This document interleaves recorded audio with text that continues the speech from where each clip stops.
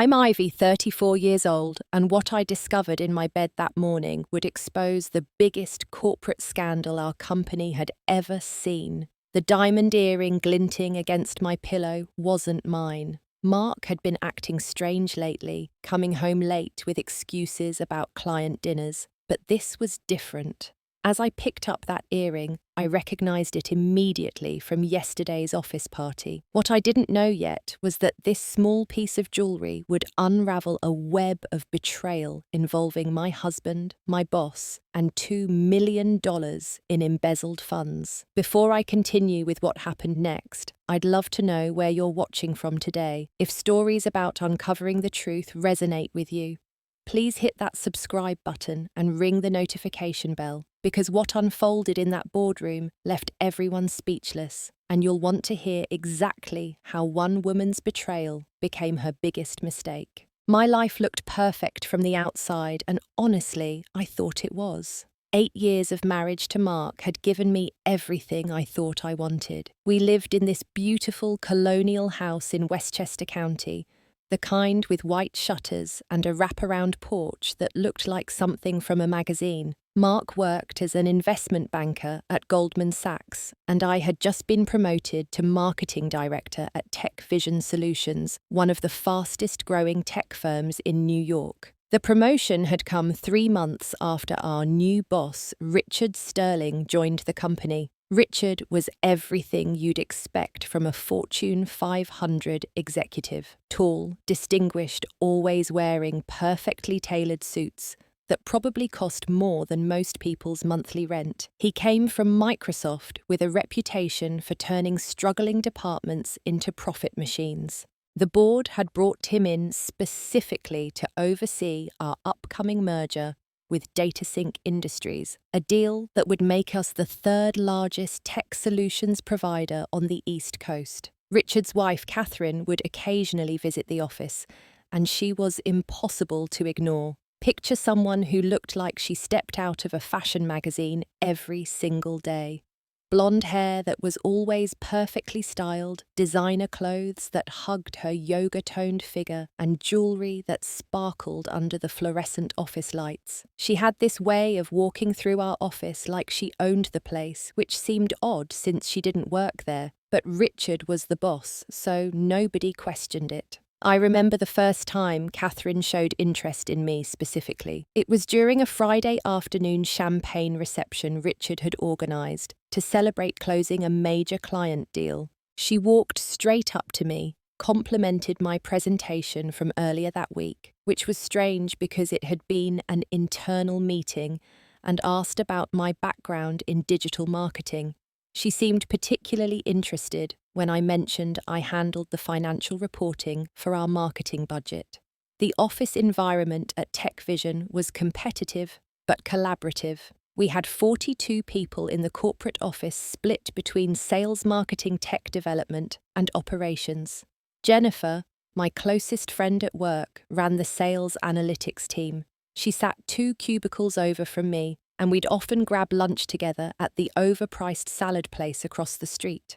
Jennifer had this incredible ability to notice things others missed. She'd been the one to point out that Catherine's visits always seemed to coincide with Richard being in external meetings. Mark had started his client dinners around the same time Richard joined our company. At first, it was maybe once a week, always with perfectly reasonable explanations. The Hong Kong markets were opening, so he needed to stay late. A client from Tokyo was in town. The merger and acquisition team had a deadline. I understood because I was working late too, preparing marketing strategies for our own merger. Tech Vision's acquisition of DataSync would require complete rebranding, new product launches, and an integrated marketing campaign that would cost millions. The red flags were there, but I explained them all away.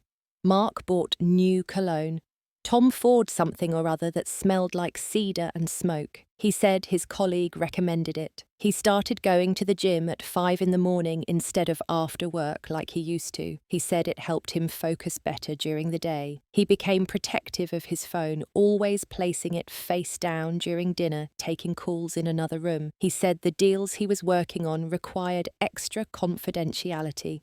Our intimate life had changed too. We went from making love 3 times a week to maybe once every 2 weeks, and even then it felt mechanical, like he was somewhere else entirely. When I tried to talk about it, he blamed stress from work, promised things would get better after his current project wrapped up. I believed him, because after 14 years together, 6 years dating and 8 married, you want to believe the person you've built your life with.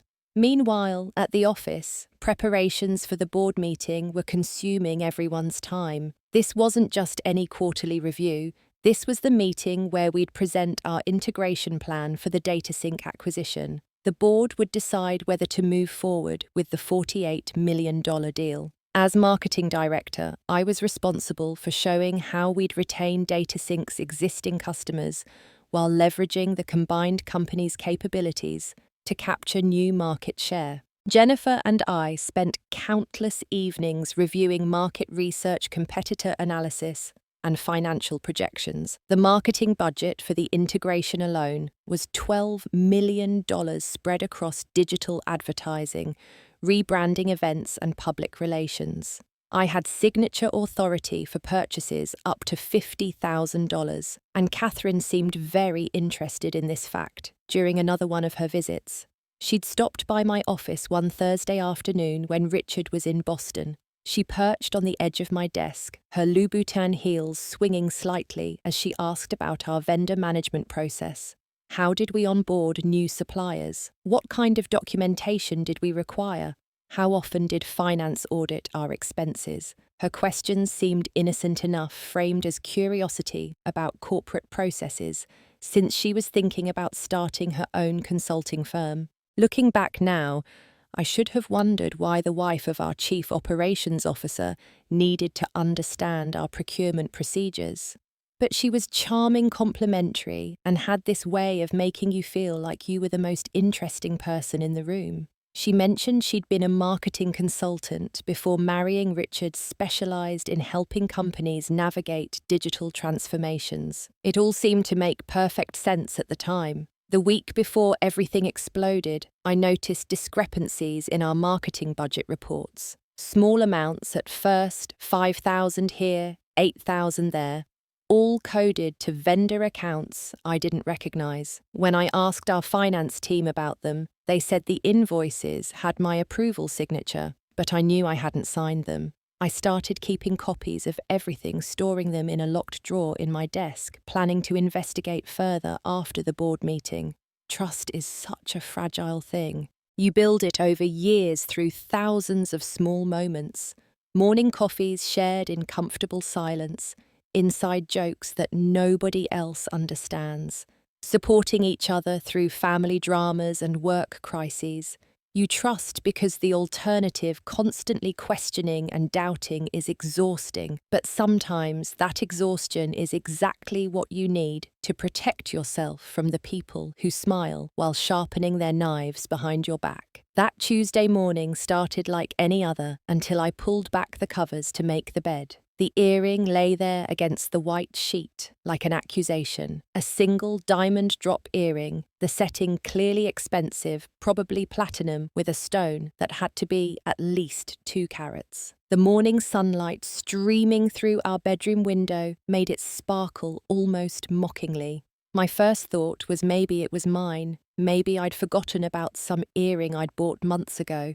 But I knew every piece of jewellery I owned, and this wasn't one of them. My second thought was the cleaning lady, but Maria only came on Fridays, and she'd never worn anything this expensive in the 5 years she'd worked for us. Besides, she wouldn't have been in our bed. I picked up the earring, and that's when the memory hit me like cold water. Catherine Sterling had worn these exact earrings at the office party just 2 days ago. I remembered because Jennifer had commented on them, wondering out loud how much they cost. Catherine had laughed, touched them self-consciously, and said they were an anniversary gift from Richard. But what was Catherine Sterling's earring doing in my bed? When Mark came out of the shower, I held up the earring casually, trying to keep my voice neutral. Did Maria mention finding this when she was here Friday? It's not mine. The way Mark's face changed told me everything. First confusion, then recognition, then a flash of panic before he schooled his features into casual indifference. "Oh, yeah, I think someone dropped it at the gym. I found it in the locker room and was going to turn it in to Lost and Found." "In the men's locker room?"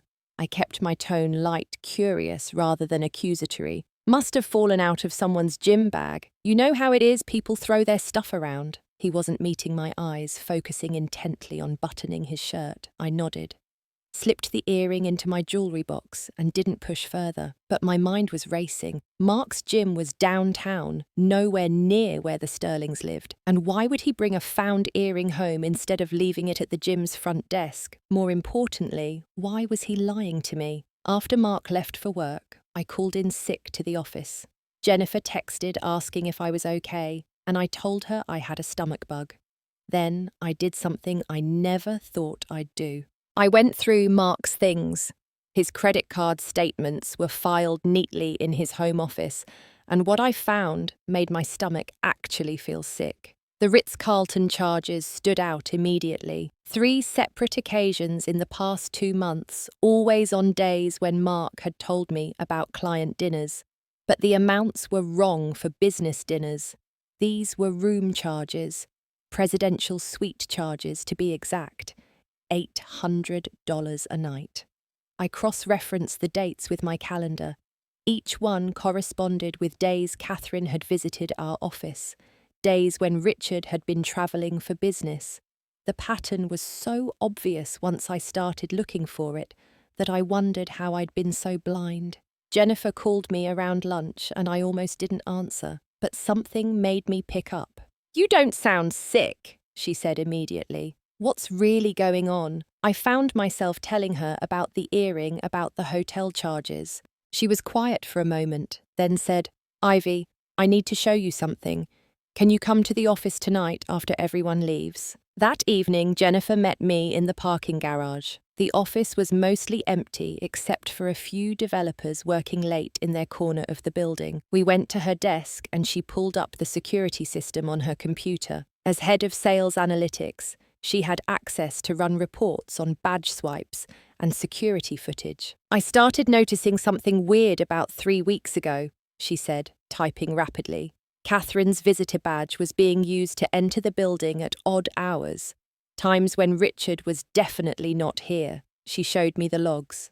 Catherine had been in the building at least 12 times after normal business hours, always entering through the parking garage, always going to the executive floor. But here was the strange part. Several of those times she'd also accessed the marketing department. My department. "There's more," Jennifer said, pulling up another screen. "I've been tracking some unusual activity in our vendor management system. New vendors being added, all approved at the director level. But the thing is, when I try to verify these companies, they don't really exist. They have websites, tax ID numbers, all the right paperwork, but they're shells." The amounts match the discrepancies I'd found in the budget reports. Someone was creating fake vendors and approving invoices for services that were never rendered. The money was flowing out of our marketing budget into accounts that led nowhere. "How much?" I asked, though I was afraid to hear the answer.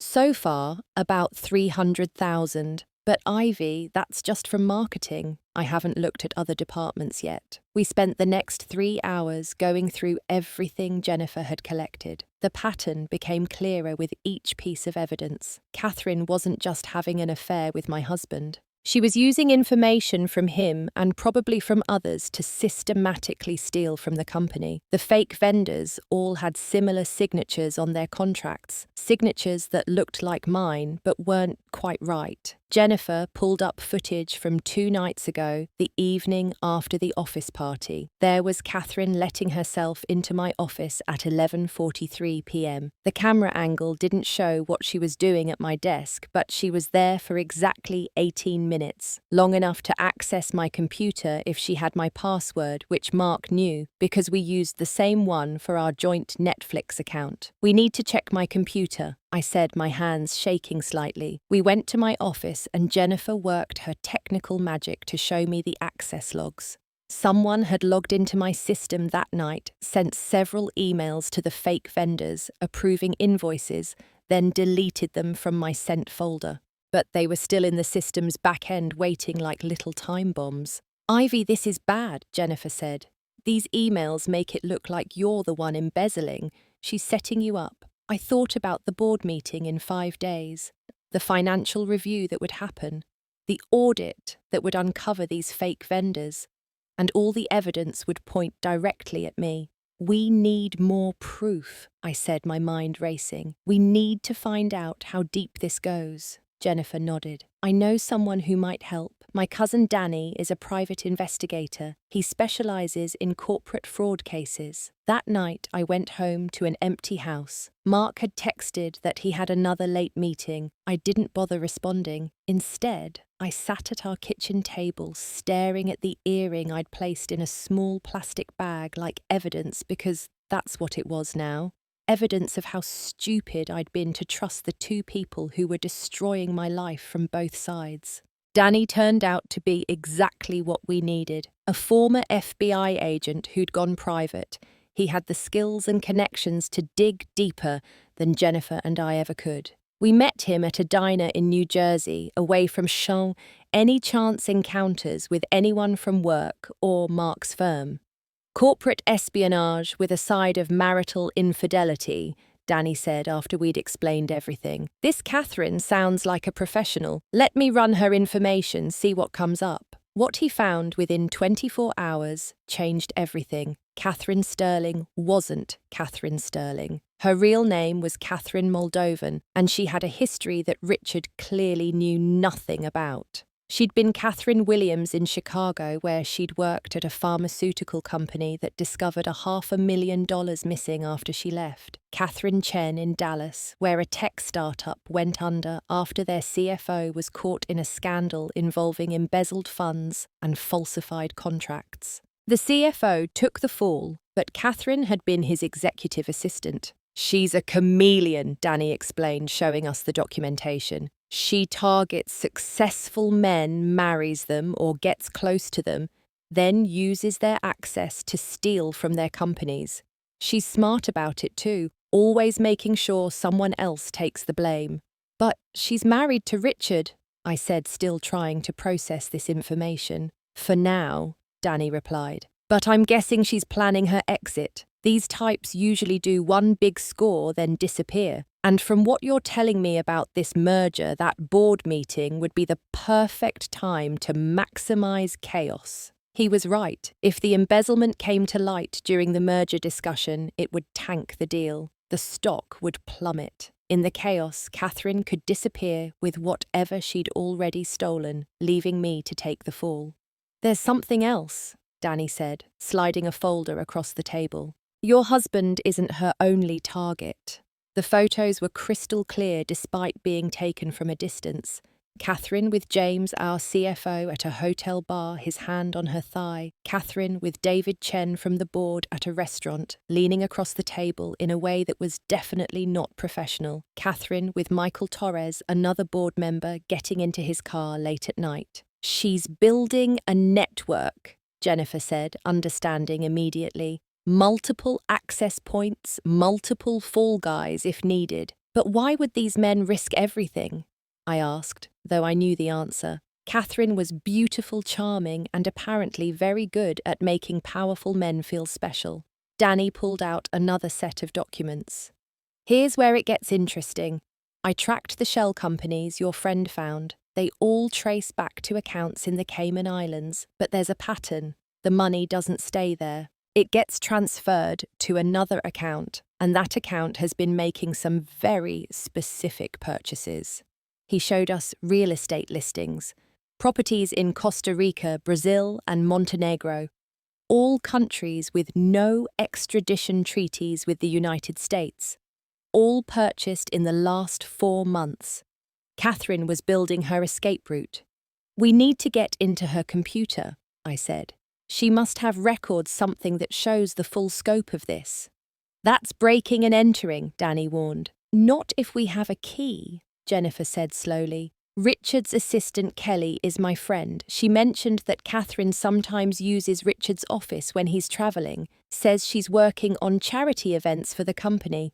Richard's in London until Thursday. We planned carefully. Jennifer would keep Kelly distracted with a happy hour invitation. I would use my director badge to enter the executive floor. We knew Catherine kept a laptop in Richard's office because Jennifer had seen her with it during one of the security footage reviews. Wednesday night, everything aligned perfectly. The office was nearly empty, just 2 security guards who knew me well and didn't question why the marketing director needed to work late. I made sure to be visible in my own office first, then made my way to the executive floor. Richard's office was exactly what you'd expect from a C-suite executive. Massive windows overlooking Manhattan, a desk that probably cost more than most people's cars, and a hidden safe behind what looked like a ventilation grate. The laptop was in the safe, but Catherine had made one crucial mistake. The combination was written on a post-it note hidden under Richard's desk calendar. Her arrogance in thinking nobody would look was astounding. The laptop was a gold mine of criminal evidence. Spreadsheets tracking the embezzled funds, not just from TechVision, but from 2 previous companies. Correspondence with someone named Victor, who appeared to be her partner or handler. Photos of documents including passport copies with different names. And most damning, a folder labelled insurance. Inside were recordings. Audio files of her conversations with James, David, Michael, and Mark. She'd recorded them all, their pillow talk, their promises, their admissions of various indiscretions. She was building blackmail material, probably to ensure none of them would testify against her when she disappeared. I found the recording with Mark from just a week ago. His voice was unmistakable. "I can't do this anymore, Catherine. If Ivy finds out..." "She won't," Catherine's voice purred. "And even if she does, who's going to believe her when the evidence shows she's been stealing from the company? You gave me her passwords. Remember, you're already an accomplice. You said you just needed to check something for Richard. And you believed me because you wanted to. Don't pretend you're innocent here, Mark. You wanted this affair as much as I did, maybe more." I had to stop the recording. My hands were shaking so badly I could barely copy the files onto the USB drives I'd brought. 3 copies of everything, 1 for the police, 1 for the board, 1 for my lawyer.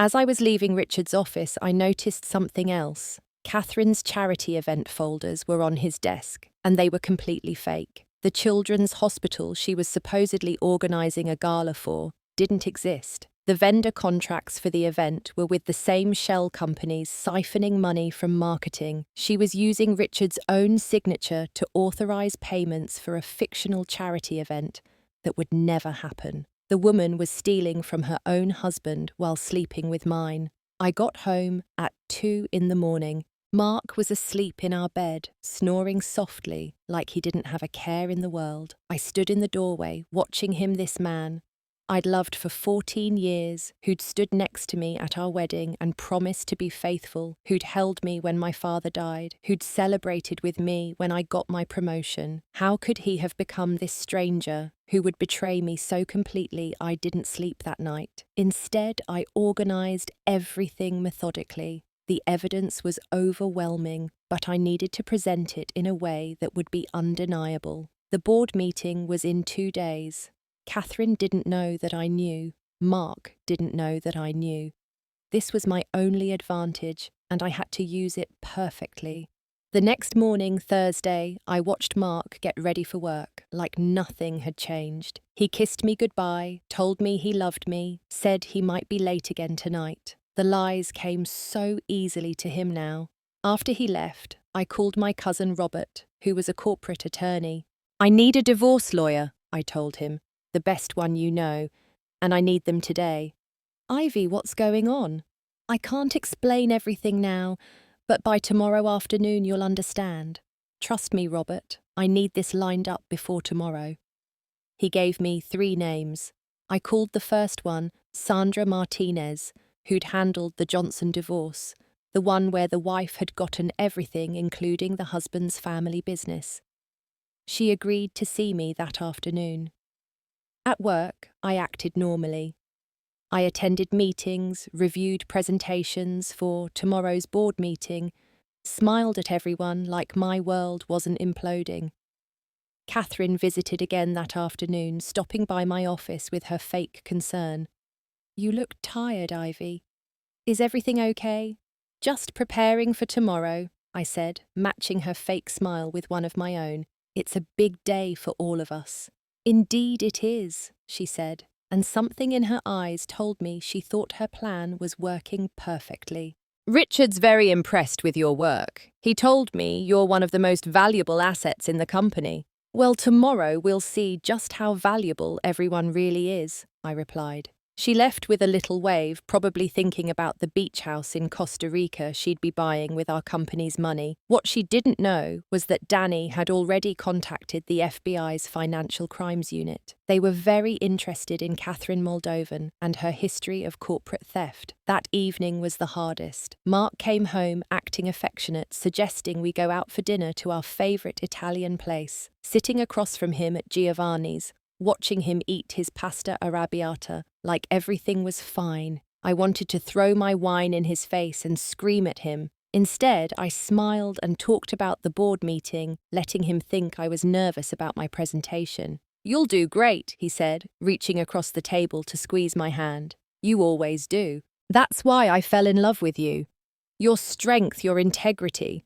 The word integrity almost made me laugh. Instead, I squeezed his hand back and said, "After tomorrow, everything's going to change." "What do you mean?" "The merger, if it goes through the company, will be completely different. We'll all have to adapt to a new reality." He nodded, probably thinking about Catherine, about when they'd run away together with the stolen money. "Change can be good," he said. "Sometimes you need to destroy something to build something better." "You're absolutely right," I agreed. "Sometimes you do." I didn't sleep at all Thursday night. While Mark snored beside me, I lay in the darkness running through everything one more time. The evidence was organised in leather portfolios, one for each board member. Jennifer had helped me create a PowerPoint presentation that laid out the embezzlement scheme in devastating detail. Sandra Martinez had prepared divorce papers that would freeze Mark's assets the moment they were served. Everything was ready. At 3 a.m, I got up and made coffee. I sat in our kitchen in this house we'd bought together 5 years ago, looking at our wedding photos on the wall. We looked so young, so confident that our love would conquer everything. I wondered when Mark had stopped seeing me as his partner and started seeing me as an obstacle to his happiness. I dressed carefully that morning. My best suit, the charcoal grey one that made me look like I meant business. The pearls my grandmother had given me for my wedding, a reminder of the woman I came from, strong women who didn't let anyone walk over them. I did my makeup perfectly, not a hair out of place. If I was going to war, I was going in armour.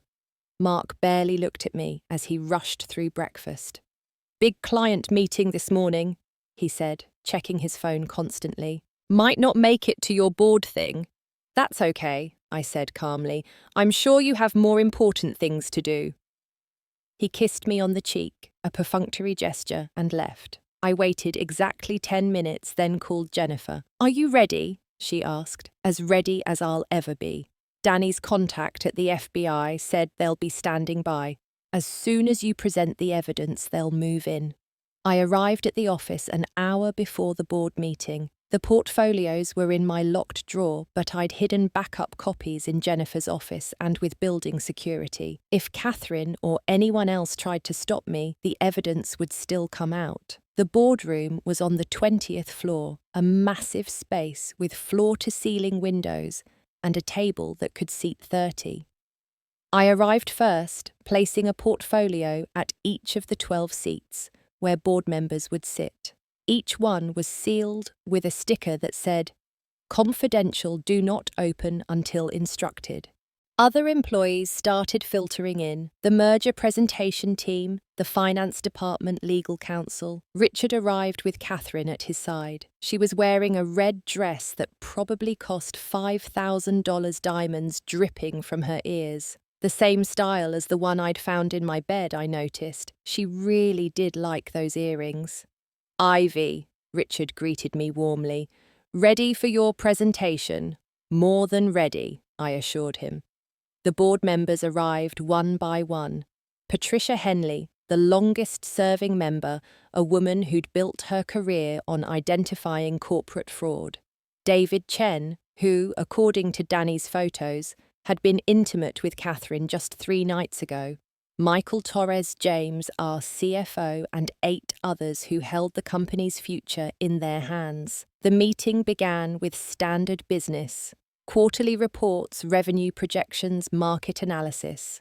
I was scheduled to present the marketing integration plan for the merger at the halfway point. But first, James stood up to discuss what he called financial irregularities that had come to light. "Before we proceed with the merger discussion," James said, his voice grave, "I need to bring something serious to the board's attention. We've discovered significant embezzlement from multiple department budgets, primarily marketing." He clicked to his first slide, and there was my photo next to spreadsheets showing the fake vendor payments. The evidence points to Ivy Harrison, our marketing director, who had both access and authority to approve these transactions. The room turned to look at me. Catherine's face was a mask of concern, perfectly playing the shocked executive's wife. Richard looked stunned, disappointed. This was the moment they expected me to crumble to protest uselessly against the mountain of fabricated evidence. Instead, I stood up, slowly smoothing my skirt. "Thank you, James, for bringing this to everyone's attention. You're absolutely right that there's been significant embezzlement. However, you've identified the wrong perpetrator." "Mrs. Harrison," David Chen started, The evidence shows exactly what Catherine Moldovan wanted it to show," I interrupted, using her real name deliberately. The room went silent. Catherine's face flickered just for a second, showing real alarm before she recovered. "I'm sorry, who is Catherine Moldovan?" she asked, her voice steady, but her hands gripping the table. "You are," I said directly to her. Then I turned to the board. "Gentlemen and ladies, please open your portfolios now." Patricia was the first to break the seal. Her eyes widened as she saw the first document, a copy of Catherine's 3 different passports with different names. The room filled with the sound of rustling papers as everyone began reading. "This is ridiculous," Catherine said, standing up. "Richard, I don't know what she's trying to do, but—" "Sit down, Catherine," I said firmly. "Or would you prefer Catherine Williams from Chicago or Catherine Chen from Dallas? I have documentation for all your identities." Richard was staring at the papers in front of him, his face growing paler with each page. "This can't be real," he muttered. "Page 12. I directed them. "You'll find bank records showing the systematic transfer of funds from our vendor payments to accounts in the Cayman Islands, then to real estate purchases in non-extradition countries. Page 18 shows the shell companies Catherine created, using information she obtained through her relationships with multiple men in this room." James stood up abruptly. "This is slander. I demand page 24, I continued calmly. "Audio transcripts of your conversations with Catherine, including your agreement to help frame me in exchange for her continued attention. Would you like me to play the actual recordings?"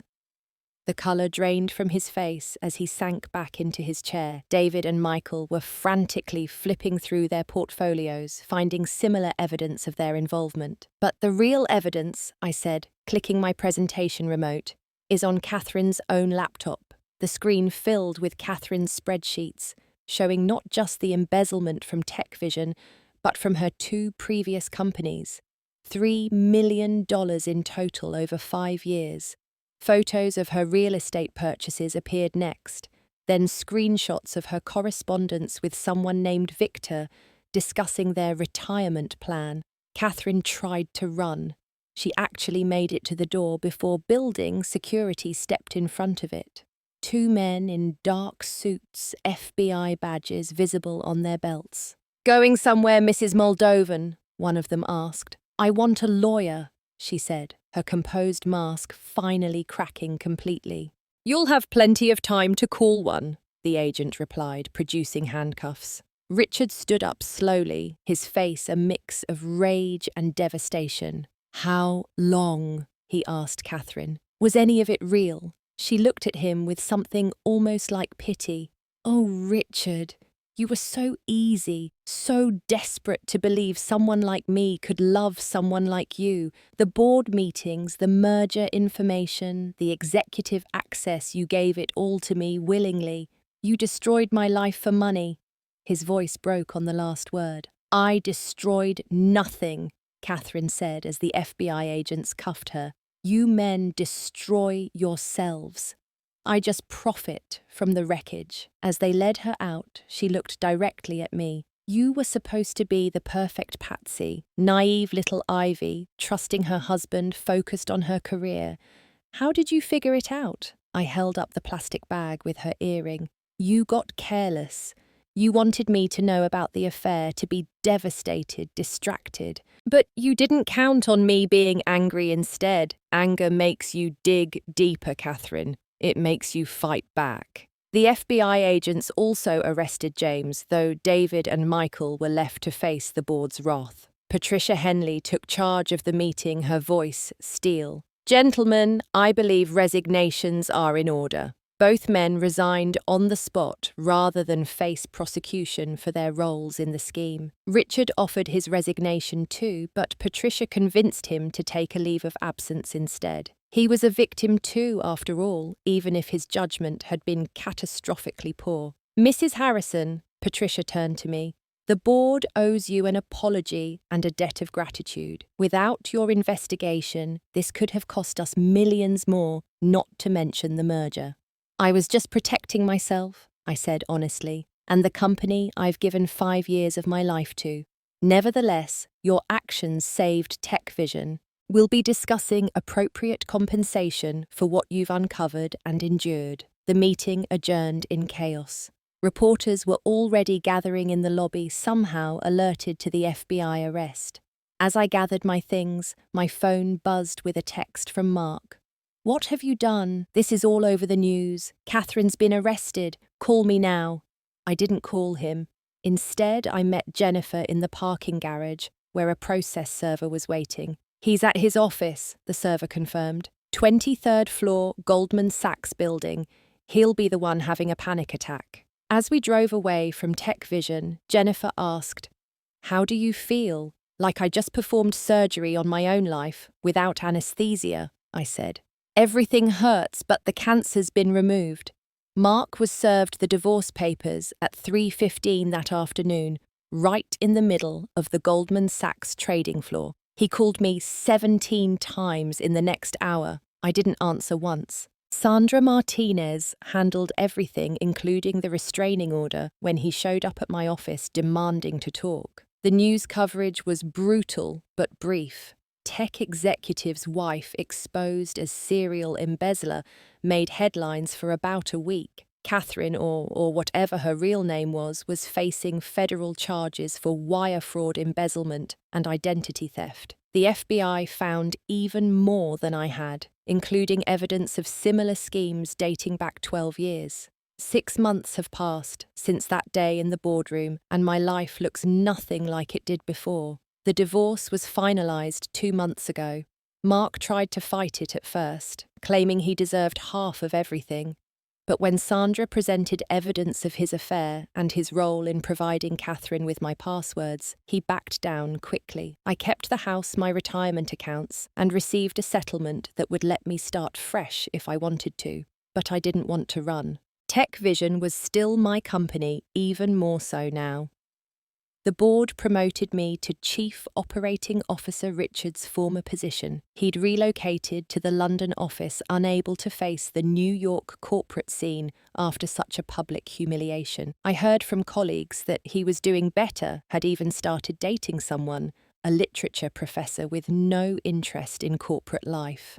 The merger with DataSync went through successfully. Without the chaos Catherine had planned, we were able to present a united front to regulators and shareholders. The integration I'd originally planned to market was implemented flawlessly, and our stock price hit record highs.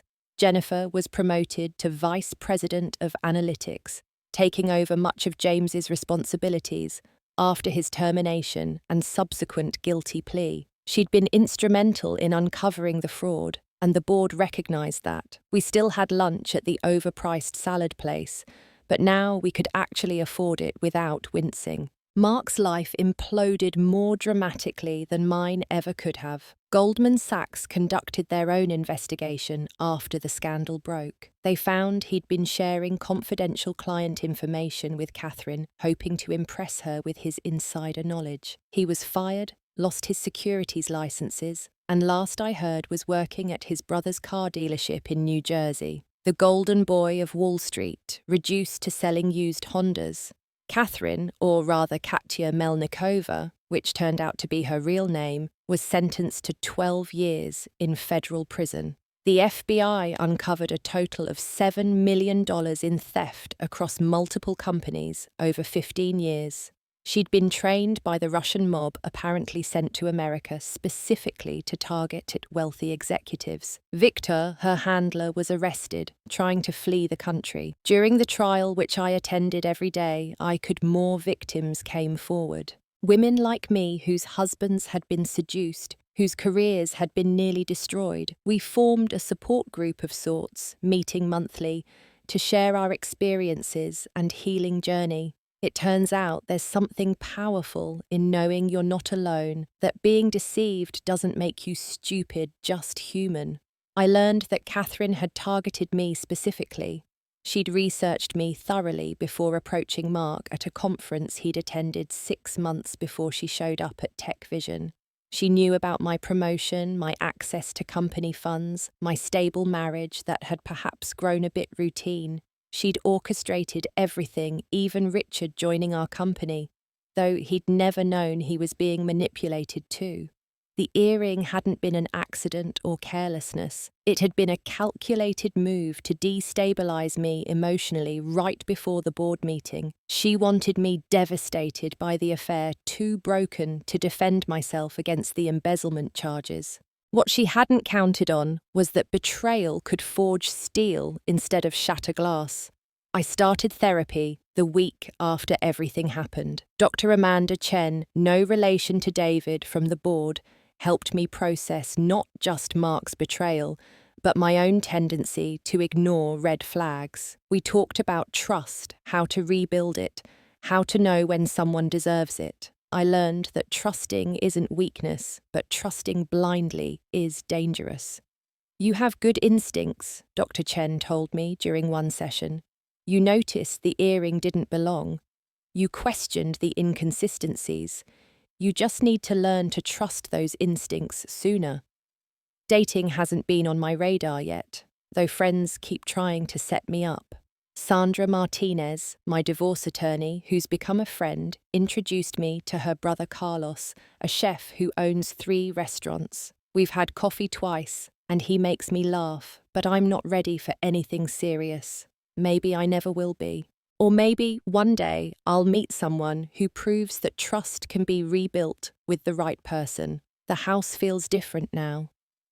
I've redecorated, completely erasing every trace of Mark's presence. The bedroom where I found that earring is now my home office, painted a warm gold that catches the morning light beautifully. I sleep in the guest room, which I've turned into a sanctuary with books, plants, and photos from my solo trip to Japan last month. I've also become something of an expert on corporate fraud. Companies hire me as a consultant, now paying ridiculous amounts for me to review their financial controls, and identify vulnerabilities. I've spoken at 3 conferences about the importance of verification systems and the danger of social engineering. It turns out that surviving a betrayal like mine makes you valuable to others who want to avoid the same fate. The earring still sits in my desk drawer at home, now in a small velvet box. I thought about throwing it away 100 times, but something stops me. It's not about holding on to pain or anger. It's about remembering that sometimes the smallest things can reveal the biggest truths. That earring saved my career, possibly my freedom, and definitely my future. Sometimes I wonder about the road not taken. What if I'd never found that earring? Would Catherine's plan have worked? Would I be in prison now, while she lived in luxury in Costa Rica? Would Mark be with her, or would she have discarded him too once his usefulness ended?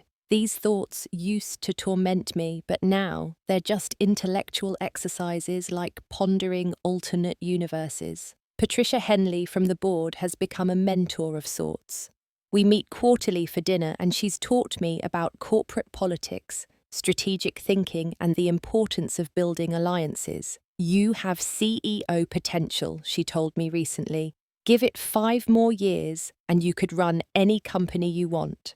The truth is, I'm not sure what I want anymore, and that's oddly liberating. For so long, my life was planned out in neat little boxes. Marriage, career, children, eventually retirement at 65. Now, at 34, I'm writing my own story without a predetermined plot. Some days are harder than others. Some nights, I still wake up angry, replaying conversations with Mark, wondering how I missed the signs. But most days, I wake up grateful. Grateful that Catherine got greedy and left that earring. Grateful that Jennifer noticed the irregularities. Grateful that Danny knew how to investigate properly. Grateful that the board believed evidence over assumptions. Most of all, grateful that when faced with the worst betrayal imaginable, I found strength I didn't know existed. Last week, I received a letter from Mark. 6 pages of apologies, explanations, and pleas for forgiveness. He wrote about being seduced, manipulated, caught up in something bigger than he understood. He claimed he always loved me, that Catherine was just an escape from the pressure he felt to be perfect. I read it once, then filed it with the divorce papers. His explanations don't matter anymore. His love, real or imagined, doesn't matter. What matters is that I survived, thrived, and learned. The biggest lesson: betrayal isn't really about the person who betrays you. It's about what you do next. You can let it destroy you, define you, or you can let it refine you. You can become bitter, or you can become better. You can close yourself off, or you can learn to trust with wisdom instead of blindness. That diamond earring taught me that sometimes the most expensive things in life are the lessons that cost us everything to learn. But they're also the most valuable because they show us who we really are when everything we thought we knew turns out to be a lie. And who I am, it turns out, is someone who refuses to be anyone's victim, who fights back with intelligence instead of emotion, and who can rebuild a life from ashes into something stronger than before. So, if you're watching this wondering how you'd handle such a betrayal, know this: you're stronger than you think. The signs are there if you're willing to see them, and sometimes the smallest clue, like an earring that doesn't belong, can save your entire life. Don't ignore your instincts, don't explain away red flags, and never, ever let anyone make you doubt your own worth when they're the ones who proved theirs was nothing. Thank you for listening to my story.